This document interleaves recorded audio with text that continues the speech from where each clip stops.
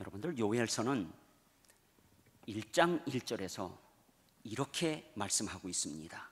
부델의 아들 요엘에게 임한 여호와의 말씀이라. 이 한 절 속에 사실은 많은 내용들을 담고 있습니다. 저는 세 가지를 이 짧은 한 절에서 보았습니다. 첫째는 오늘 이 요엘 선지자에 대해서 아주 간단합니다. 부델의 아들. 그거 외에는 요엘 선지자에 대한 아무런 언급이 없습니다. 이 말은 하나님은 무명의 사람들을 사용하십니다. 하나님은 어떤 사람도 사용하실 수 있습니다. 사실 성경에 보면 에스라 같은 사람은 족보가 계속 나옵니다. 대제사장 아론까지 올라갑니다. 그런 사람이 있는가 하면 요엘 선지자처럼 아무런 언급이 없어요. 그런데 하나님이 요엘 선지자를 통해서 하나님이 하나님의 말씀을 전하게 하십니다. 여러분들, 우리는 우리 속에 끊임없이 가지고 있는 게 뭐 나 하나는, 나 같은 사람은 하나님이 사용하지 않을 거라는 생각을 합니다. 그런데 그렇지 않습니다. 하나님은 누구든지 사용하실 수 있습니다. 어쩌면 하나님은 무식한 자를 사용하셔서 유식한 자를 부끄럽게 하시고, 약한 자를 사용하셔서 강한 자를 부끄럽게 하십니다.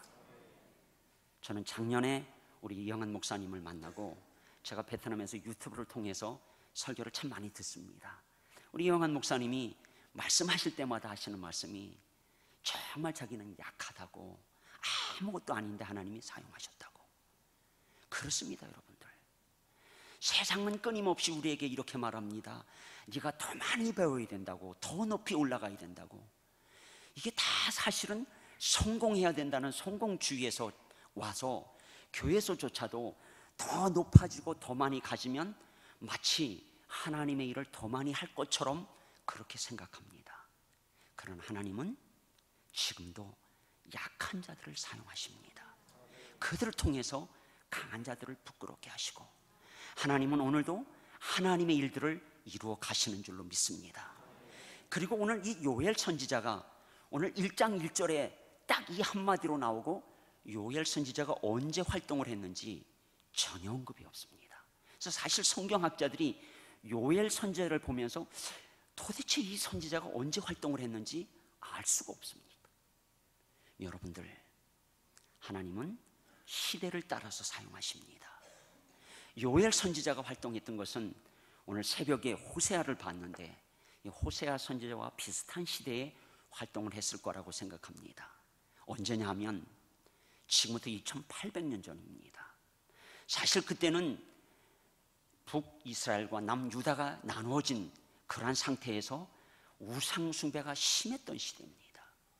어쩌면 그 시대에 하나님은 요엘 같은 사람을 사용하셔서 하나님은 하나님의 백성들에게 하나님의 말씀을 전하게 하셨던 겁니다. 여러분들, 지금 우리가 살고 있는 이 시대에 소망이 없다고들 말합니다. 한국에 1년에 한 번 정도 나오는데 나올 때마다 힘들다고 하는 사람들이고, 심지어는 요즘에는 3포 시대, 5포 시대를 찾습니다. 결혼도 포기하고 출산도 포기하고 다 포기하면서 살아가는 시대. 그래서 마치 내가 시대를 잘못 만난 것처럼 생각합니다. 그러나 하나님은 시대를 넘어서 일하십니다.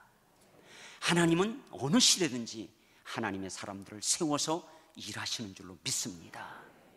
그리고 오늘 요엘 선지자는 여러분들 이름의 뜻이 여호와는 하나님이시다, 하나님은 하나님이시다, 바로 이거예요. 하나님이 우리에게 말씀하시는 것은 하나님이 하나님 되심을 알라는 거예요. 끊임없이 우리 인생에서 하나님이 누구신지를 아는 거예요. 하나님이 하나님 되심을 알면 그 인생은 변화되는 줄로 믿습니다. 하나님이 누구신지만 알면 그 인생은 하나님의 손에 붙잡혀서 하나님 앞에 쓰임받게 되는 줄로 믿습니다. 그래서 여러분들, 끊임없이 우리 인생은 결국은 하나님을 알아가는 겁니다. 하나님을 만나는 것이고, 그리고 그 하나님이 내가 나다라고 말씀하시는 겁니다. 그래서 하나님은 하나님의 일을 맡기시기 전에 하나님이 누구신지를 말씀해 주십니다. 모세 같은 사람을 보십시오. 그가 애굽에서 자라서 왕궁에서 자라서 그렇게 자기 민족을 위해서 일하겠다고 할 때는 사실 살인자가 되어서 도망가는 사람이 되었고, 80이 되어서 자기 인생 다 끝났다고 생각했을 때 하나님이 모세를 부르십니다. 그리고 모세가 하나님께 이렇게 말합니다. 하나님, 이제 제 나이가 이렇게, 아마 이런 생각을 가지고 물었을 거예요. 하나님, 제가 80이고 제가 뭘 합니까? 그리고 만약에 이스라엘 백성들에게 가서 하나님이 지금 백성들을 구원하신다고 그러면 네가 만난 하나님이 누구냐고 묻는다면 제가 뭐라고 대답을 해야 됩니까? 하나님이 모세에게 말씀하십니다. 나는 스스로 있는 자다. 이 말은 나는 나다라는 얘기예요. 하나님이 이렇게 모세에게 말씀하시고, 그리고 그 모세를 하나님이 사용하시는 겁니다. 여러분들, 오늘도 분명히 사모하는 여러분들 가운데서 하나님이 말씀하시는 음성을 듣게 될 줄로 믿습니다. 그래서 오늘 부들의 아들 요엘에게만 여호와의 말씀이라라는 이 말씀은 하나님은 지금도 말씀하신다는 거예요. 우리가 너무 바빠서 분주해서 듣지 못할 뿐이지 하나님은 지금도 말씀하십니다. 하나님이 말씀하시고 그것을 우리가 듣는 겁니다.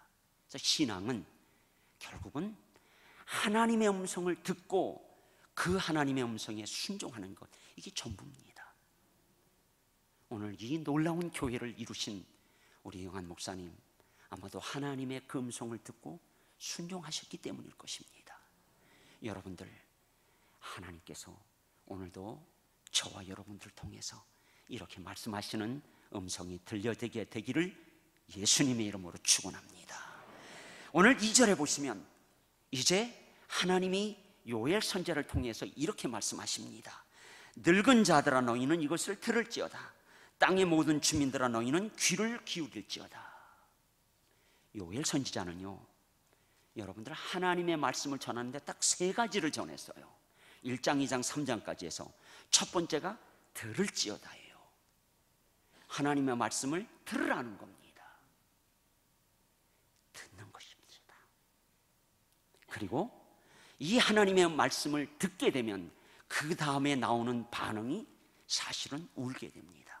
그래서 요엘서 1장 13절에 보시면 제사장들아 너희는 굵은 배로 동이고 슬피 울지어다. 제단에 수종 드는 자들아 너희는 울지어다. 하나님의 음성을 듣게 되면 울게 됩니다. 왜 울까요? 내가 하나님 말씀과 상관없이 살았기 때문에, 내가 하나님 말씀에 불순종했기 때문에 울게 되는 거죠. 그리고 이렇게 울게 될 때에 하나님께서 하시는 일이 3번째로 말씀하신 것이, 오늘 요엘서 2장 12절 13절을 보시면 여호와의 말씀에 너희는 이제라도 금식하고 울며 애통하고 마음을 다하여 내게로 돌아오라 하셨나니 너희는 옷을 찢지 말고 마음을 찢고 너희 하나님 여호와께로 돌아올지라. 그는 은혜로우시며 자비로우시며 노하기를 더디하시며 이내가 크시사 뜻을 돌이켜 재앙을 내리지 아니하시나니. 여러분들, 결국은 하나님께로 돌아가는 겁니다. 그래서 호세아 선지자도 하나님께로 돌아가라는 것이고 요엘 선지자도 결국은 하나님께로 돌아가라는 것입니다. 여러분들, 우리 인생에 아무리 많은 문제가 있을지라도, 우리 교회 안이 이 한국에 아무리 많은 문제가 있을지라도 결국은 해답은 하나님께로 돌아가는 겁니다. 그것밖에는 해답이 없어요. 돌아가는 겁니다. 이렇게 돌아가게 되면 하나님께서 하시는 일이 성령을 부어주시겠다는 겁니다. 이게 요엘서입니다. 그래서 사실은 이 요엘서는, 여러분들이 이 요엘서의 요엘 선지자의 예언이 사도행전에서 그대로 이루어지게 됩니다. 그래서 오늘 하나님께서 요엘 선지자를 통해서 하신 이 말씀을 통해서 하나님은 마지막 때에 내가 내 영을 부어주시겠다는 겁니다. 오늘 요엘서 2장 28절에 보시면 그 후에 내가 내 영을 만민에게 부어주니 너희 자녀들이 장래일을 말할 것이며 너희 늙은이는 꿈을 꾸며 너희 젊은이는 이상을 볼 것이며 또 그때에 내가 또 내 영을 남종과 여종에게 부어줄 것이며. 여러분들, 그렇습니다. 하나님의 말씀을 듣고 하나님께 울고 하나님께로 돌아가면 하나님이 내 영을 부어주시겠답니다. 그 성령님이 임하시면 그러면 하나님께 쓰임받는 겁니다. 하나님의 일들이 이루어지는 겁니다. 오늘도 이 일들을 하나님이 하십니다. 그리고 이 일들을 보는 자들이 우리들인 줄로 믿습니다. 오늘도 사모하며 달려나온 여러분들에게 오늘 하나님이 하시는 놀라운 일들이 일어나게 될 줄로 믿습니다.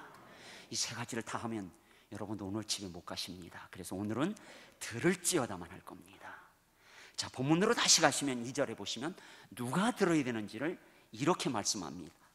늙은 자들아, 너희는 이것을 들을지어다. 땅의 모든 주민들아, 너희는 귀를 기울일지어다.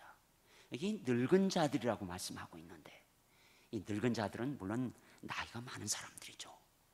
그러나 저는 이 본문을 보면서 여기서 말하는 늙은 자들은 나이가 많은 것보다는 어떤 사람들이냐면 안다고 말하는 교만한 사람들이에요. 여러분들 왜 안 듣습니까? 나 다 알아. 안 들려요.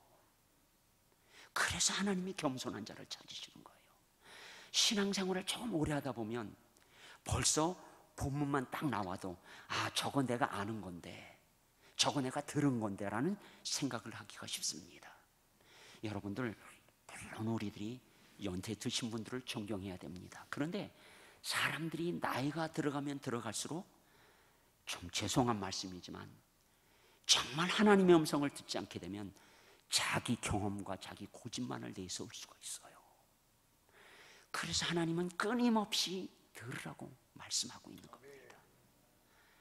제가 베트남에 있으면서 어느 분이 오셔서 저희들 수련회를 하는데 이분이 이런 말을 하더라고요. 거기 모인 선교사님들 보고 처음 자기가 이제 처음 1대로 예수 믿는 사람, 2대로 예수 믿는 사람 이렇게 손을 들어서 물어보시더니 4대째 예수 믿는 사람 손 들라고 하시더니 뭐라고 그러냐면 4대째 정도 예수 믿는 사람들은 박물관에 가야 된다고. 이 말은 여러분들 사실 이렇게 신앙이 계속해서 듣고 하나님께 나가기가 쉽지 않다는 거예요. 여러분들 끊임없이 내려놔야 됩니다.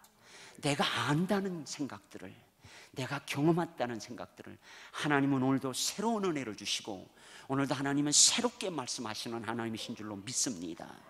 그래서 오늘 늙은 자들아 너희는 이것을 들을지어다. 땅의 모든 주민들아 너희는 귀를 기울일지어다. 저는 이 말씀을 보면서 하나님의 음성은 다 들어야 된다. 땅의 모든 주민들이라고 그랬어요. 모든 사람들이 다 들어야 되는 거예요. 여러분들 들어야 됩니다. 이것이 바로 하나님이 우리에게 원하시는 겁니다. 자, 그런데 왜 들어야 됩니까? 오늘 말씀해 보면 너희의 날에나 너희 조상들의 날에 이런 일이 있었느냐. 여기 날이 나와요. 요엘서의 특징은 여호와의 날이 나옵니다. 근데 이 여호와의 날은 심판의 날이에요. 재앙의 날입니다. 여기서 우리가 기억해야 될 것은 여러분들 하나님은 우리를 사랑하시고 사랑이 하나님이시지만 그러나 하나님은 그 사랑은 결국은 하나님의 말씀대로 살지 않고 듣지 않으면 심판이 임하게 된다는 거예요. 재앙이 임하게 된다는 겁니다. 그래서 지금 요엘서는 이스라엘 백성들, 유다 백성들의 죄를 지적을 안 합니다. 저는 왜 지적을 안 하실까라는 생각을 했는데 하나님은 너희들 다 알고 있지 않느냐. 여러분들 가운데 정말 이 시대가 정말 하나님 앞에서 바로 살고 있다고 생각하는 사람은 하나도 없을 겁니다. 다 우리는 이렇게 말합니다. 야, 정말 타락한 시대, 예수님이 곧 올 거라고. 이 시대를 보면서 소망이 없다고 말합니다. 다 알고 있어요. 우리는 우리 스스로가 하나님 말씀대로 살지 않고 우리 스스로가 얼마나 죄 가운데 있는지를 다 알고 있어요. 그래서 하나님은 들으라고 말씀하시는 겁니다. 사랑하는 여러분들, 결국은 그래서 이 요엘서는 마지막 때의 재앙의 날, 심판의 날을 우리가 이겨나갈 수 있는, 극복할 수 있는 방법이에요. 분명히 하나님이 약속하신 대로 재앙의 날이 오게 될 것입니다. 예수님이 다시 오시는 그날은 결국은 심판의 날이 될 겁니다. 예수님은 말씀하셨어요. 알곡과 쭉정이를 구분하는 날이 예수님이 오시는 날이라고요.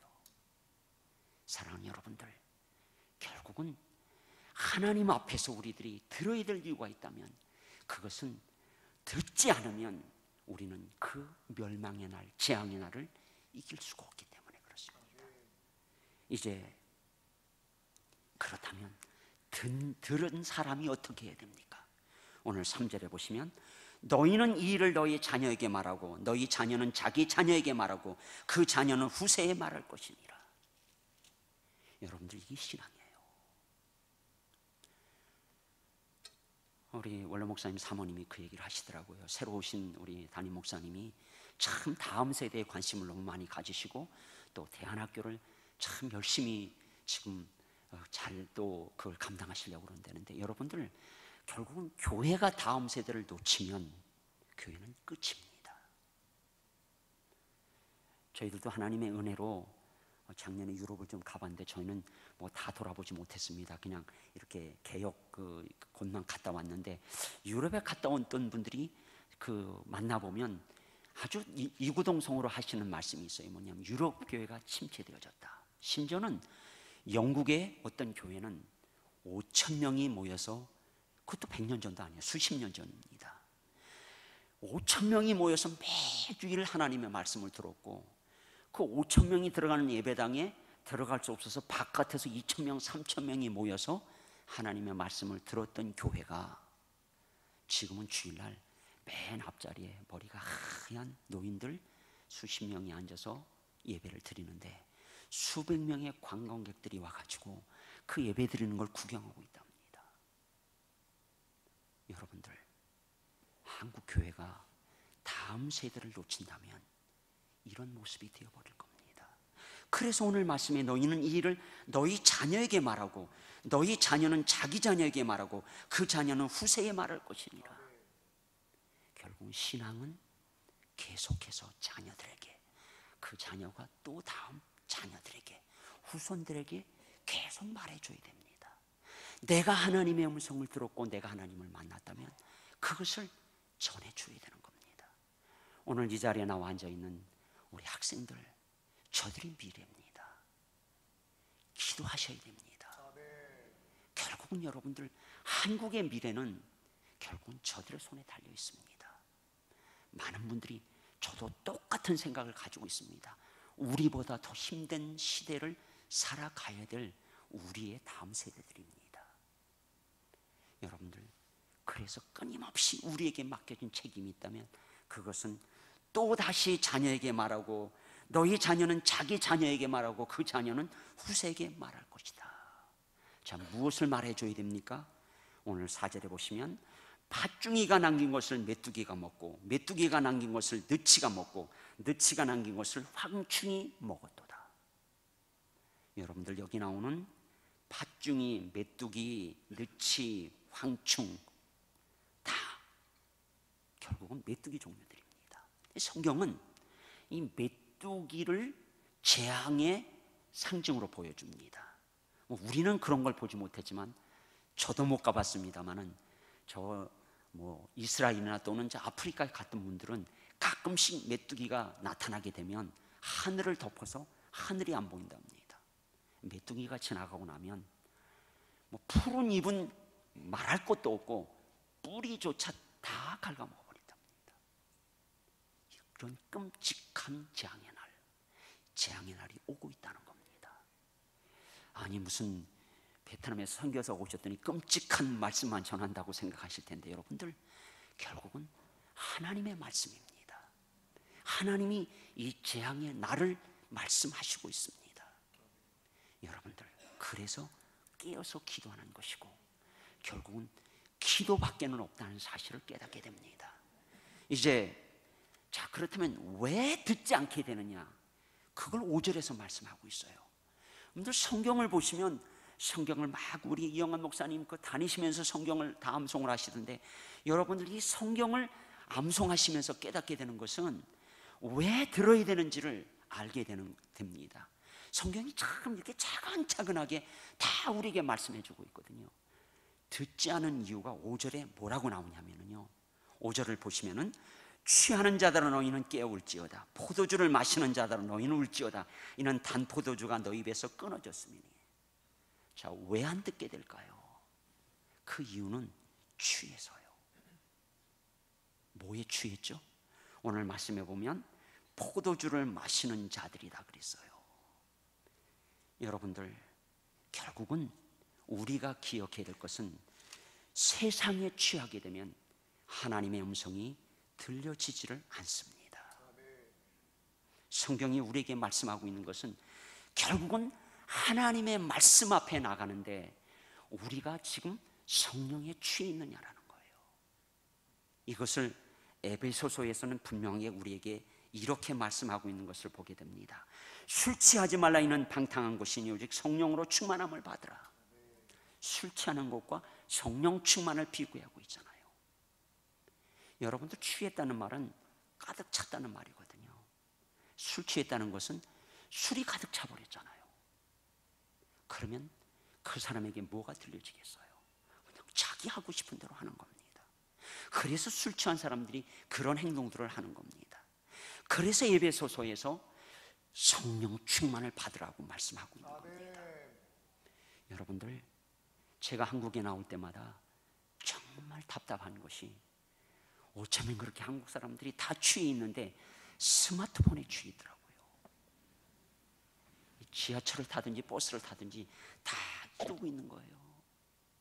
제가 이번 주일날은 이제 안산을 가는데, 오후에 이제 안산을 이제 가고 있는데 전철을 타고 보니까 어떤 한 40도 넘고 한 50대쯤 된 어떤 남자인데, 이 사람이 앞에 앉아 있는데 계속 이러고 있는데 그 얼굴이 정말 이게 무슨 악한 영에 사로잡힌 것 같아요. 계속 이러고 있는 거예요. 옆에 있는 젊은이들도 다 이러고 있어요. 그래서 제가 도대체 뭘 하나 하고 가끔은 이렇게 옆에 보고 또 이렇게 보면은요, 전부 다 게임하고 있어요. 여러분들, 이게 취해 있는 거예요. 게임 중독이죠. 중독된 사회를 살아가는 거잖아요. 얼마 전에 한국 사회가 중독 사회라고 그래서 무슨 뭐 쇼핑 중독 몇백만, 뭐 무슨 중독 몇백만 하고 있는데, 여러분들, 결국은 자살까지 갑니다. 이렇게 무서운 거예요, 취하게 되면. 그래서 오늘 말씀에 취하는 자들아 너희는 깨어올지어다라고 말하는 겁니다. 여러분들은 지금 어디에 취해 있습니까? 성령에 취해 있습니까? 정말 하나님의 말씀에 취해 있습니까? 여러분들, 하나님은 오늘도 지금 내 모습을 보고 만약에 정말 성령의 그 부르심을 따르지 않는다면, 우리 마음대로 살아간다면 결국은 우리는 취한 자들이에요. 오늘도 여러분들 성령님의 음성을 들을 수 있기를 바랍니다.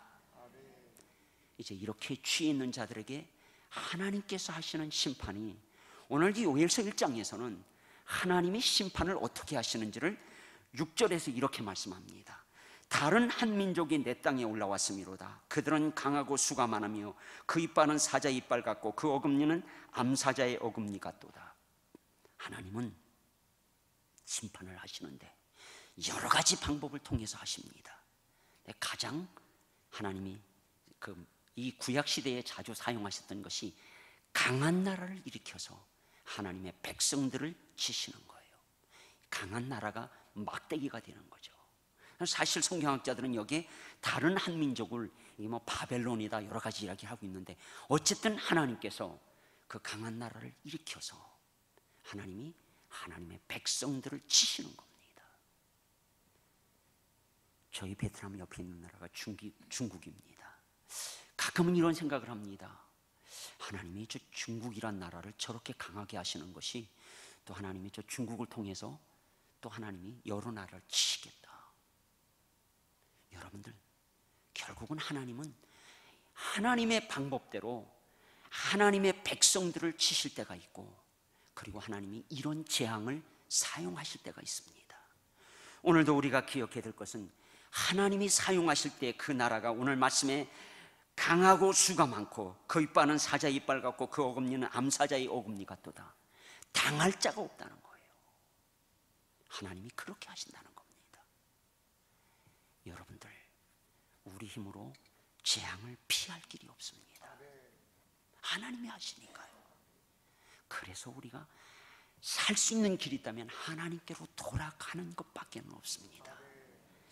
돌아가지 않으면 이런 심판이 임하는 것뿐만이 아니라 오늘 7절에 보시면 그들이 내 포도나무를 멸하며 내 무화과나무를 긁어 말갛게 벗겨서 버리니 그 모든 가지가 하얗게 되었도다. 여러분들, 오늘 포도나무가 나오고 무화과나무가 나오는데 이건 그냥 단순한 나무가 아닙니다.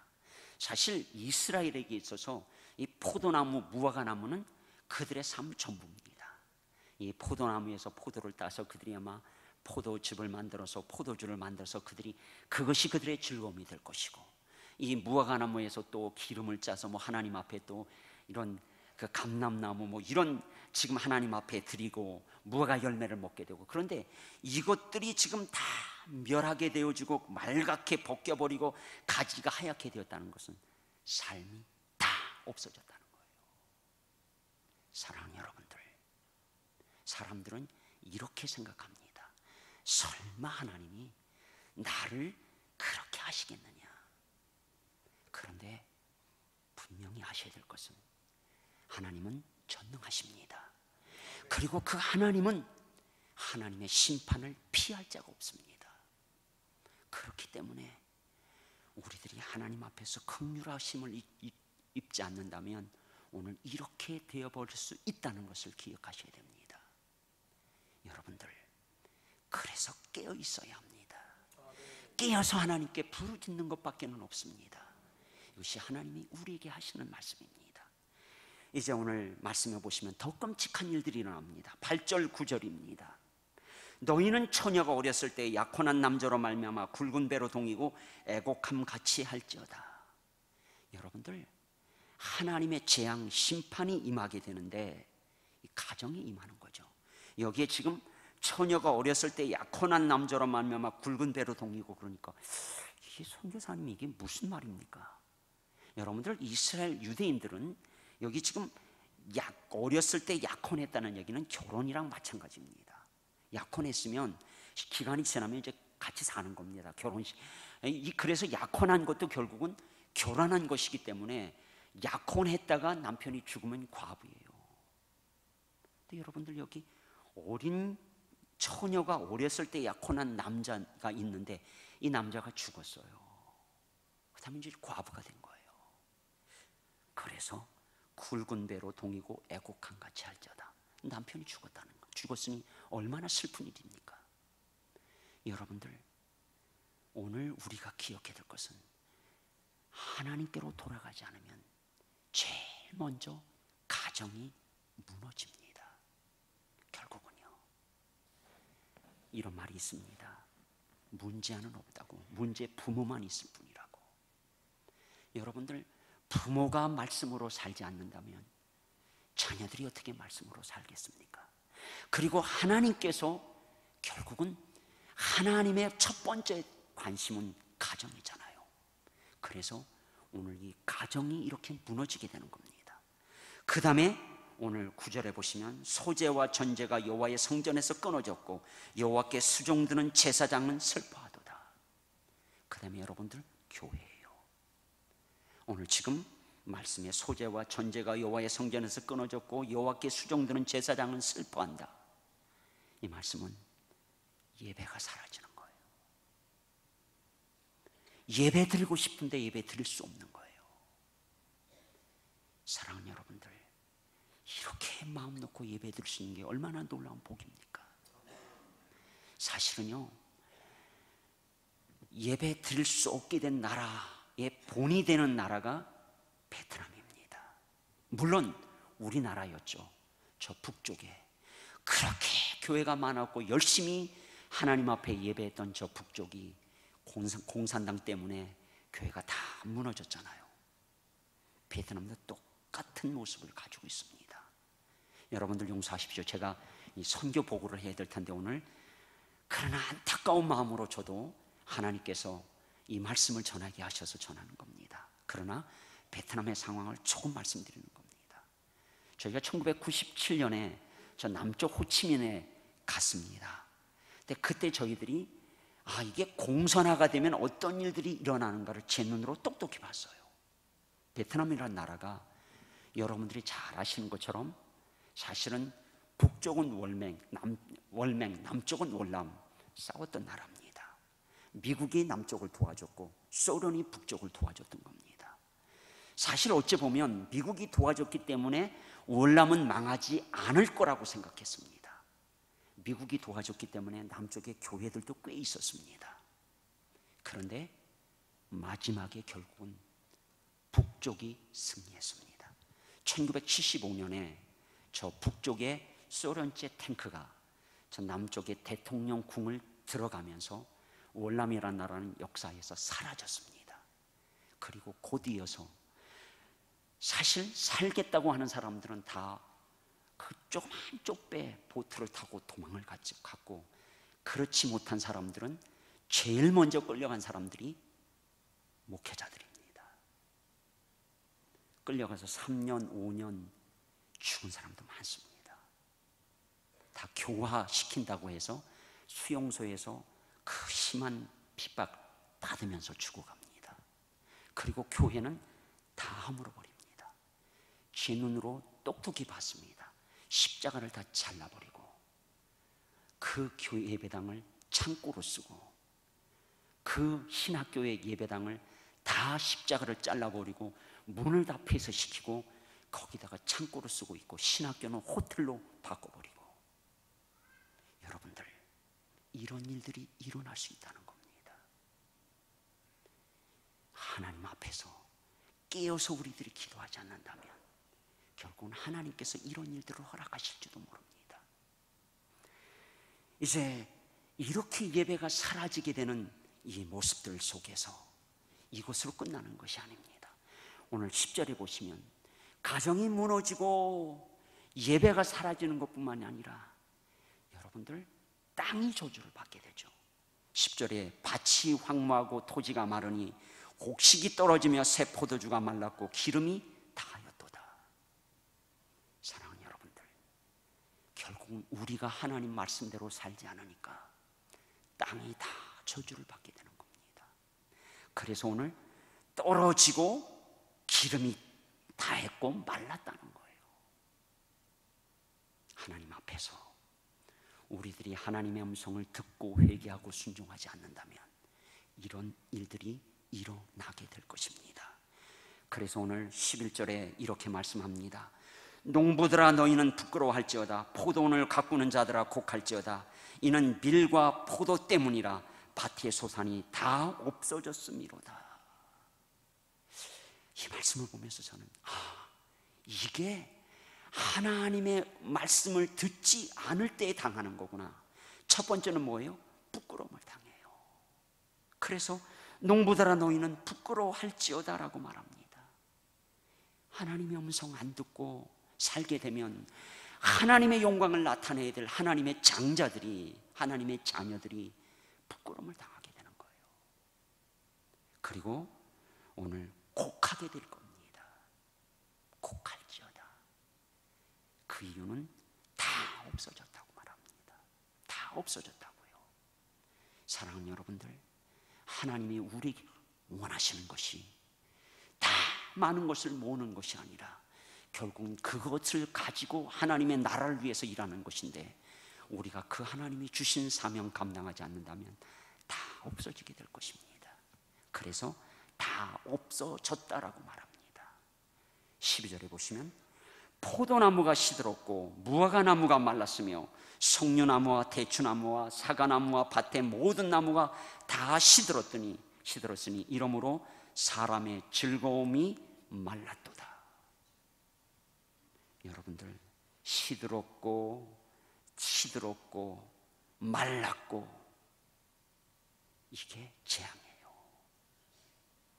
사랑하는 여러분들, 우리 영한 목사님이 말씀하시는 창세기의 말씀처럼 정말 하나님이 다스리라고 말씀하셨는데 우리가 그 하나님의 음성을 듣지 않고 우리 마음대로 살게 되니까 시들었고 말랐고 다 시들어버리는 거잖아요. 그래서 여러분들 하나님의 음성을 들어야 되고 하나님 앞에 순종하는 삶을 살아가야 되는 줄로 믿습니다. 가장 중요한 것은 오늘 말씀에 사람의 즐거움이 말랐다라고 말합니다. 여러분들, 결국은 우리 인생, 우리에게 하나님이신 목적이 있다면 하나님을 기뻐하고 즐거워하는 거예요. 그 즐거움이 말라버리게 됩니다. 여러분들, 우리의 즐거움은 많이 가졌기 때문에 즐거움이 아닙니다. 하나님 때문에 즐거워하는 거예요. 이 즐거움이 사라지게 되면 우리가 왜 살아야 됩니까? 살아야 될 이유가 없어지게 되는 겁니다. 사랑하는 여러분들, 오늘도 하나님 앞에서 여러분들이 지금 어떤 삶을 살기를 원하십니까? 오늘 정말 하나님이 우리에게 말씀하십니다. 내가 너에게 다 주었지 않느냐? 예수님은 이렇게 말씀하십니다. 내가 너에게 내 생명을 주었는데 너 왜 내 말 안 듣냐? 여러분들, 예수님이 말씀하셨죠. 내 말을 듣고 나와 함께 하는 자, 그 사람이 예수님의 제자입니다. 여러분들, 끊임없이 들어야 합니다. 그래서 예배가 살아야 되는 것이고, 그래서 여러분들 사모하며 수요일도 달려나오고 새벽에도 달려나와야 되는 겁니다. 내가 하나님의 음성을 듣지 않는다면 죽는다는 사실을 기억해야 합니다. 내가 하나님의 음성 없이 살아갈 수 없다는 것을 깨닫는 게 은혜인 줄로 믿습니다. 여러분들, 결국은 또다시 우리는 하나님의 음성 듣기를 포기하는 그 순간에 세상의 염려들이, 세상의 두려움들이 우리를 잡아버려서 끊임없이 더 많이 가지려고 하고 더 많이 무언가 올라가려고 합니다. 그러나 우리 인생은 하나님이 그러라고 주신 인생이 아니라는 사실을 기억하시기 바랍니다. 세상은 끊임없이 우리에게 이렇게 말합니다. 더 많이 가지라고, 더 높이 올라가야 된다고. 그러나 하나님은 말씀하십니다. 너 와서 내 발밑에서 내 말을 들어라. 좀 잠잠히 내 말을 좀 들어라라고 말씀하십니다. 사실 저희들이 베트남에서 살아가면서 가장 힘든 것이 하나님 앞에 머무는 겁니다. 잠잠히 하나님의 음성을 듣는 겁니다. 여러분들, 제일 힘든 게 마귀가 우리를 바쁘게 만드는 겁니다. 바쁘게 만드는 거예요. 그런데 왜 바빠야 되는 겁니까? 그리고 그 바쁜 것이 나중에는 결국은 그것이 중요한 것이 아닌데도 마치 바쁜 것이 잘 사는 것처럼 착각하게 만들어 버립니다. 사랑하는 여러분들, 잠잠히 하나님의 말씀 앞에 엎드리는 것, 이것이 하나님이 우리에게 원하시는 것인 줄로 믿습니다. 그렇다면 이 하나님 앞에 잠잠히 나가서 그 하나님의 음성을 듣기 위해서 우리가 어떻게 해야 될까요? 여러분들, 끊임없이 하나님 앞에서 하나님 없이는 살 수 없다는 고백을 하십시오. 이게 하나님이 우리에게 원하시는 겁니다. 답은 시편 127편 1절입니다. 여호와께서 집을 세우지 아니하시면 세우는 자의 수고가 헛되며 여호와께서 성을 지키지 아니하시면 파수꾼의 깨어있음이 헛되도다. 이게 전부예요. 사랑하는 여러분들, 내가 집 세우는 거 아닙니다. 여호와께서 집을 세우지 아니하시면 세우는 자의 수고가 헛되다고 그랬어요. 내 인생 내가 세우는 게 아닙니다. 결국은 하나님이 세워주셔야 되는 거예요. 그렇기 때문에 하나님 앞에 나가서 하나님의 음성을 듣는 겁니다. 들을지어다라고 말씀하시는 그 하나님의 음성 앞에 나가는 겁니다. 여러분들, 아무리 우리가 우리 힘으로 우리 한국을 지키려고 한다고 해서 지켜집니까? 오늘 말씀에 있는 것처럼 여호와께서 성을 지키지 아니하시면 파수꾼의 깨어있음이 헛되다. 그렇습니다. 우리나라를 지켜주실 분은 하나님이십니다. 하나님이 지켜주시지 않는다면 무슨 인간의 방법들이 소용이 있겠습니까? 결국은 해답은 딱 하나입니다. 내가 하나님의 음성을 듣고 하나님 앞에 부르짖는 겁니다. 그것이 하나님께로 돌아가는 것입니다. 그리고 그렇게 돌아가면 하나님의 영, 성령을 우리에게 부어주실 것입니다. 여러분들, 이것이 우리 인생의 전부입니다. 이것을 붙잡고 나가는 자가 가장 복된 자인 줄로 믿습니다. 기억하십시오. 이 은혜가 베트남에 임하도록 계속해서 이 은혜가 한밭제일장로교회를 통해서 정말 세계를 깨울 수 있도록 여러분들 끊임없이 함께 기도하며 오늘도 이 자리에 나와서 말씀 듣는 여러분들에게 이 놀라운 은혜가 임하게 될 줄로 믿습니다. 여러분들은 이 시간에 한번 2, 3분 동안 통성으로 함께 기도하시겠습니다.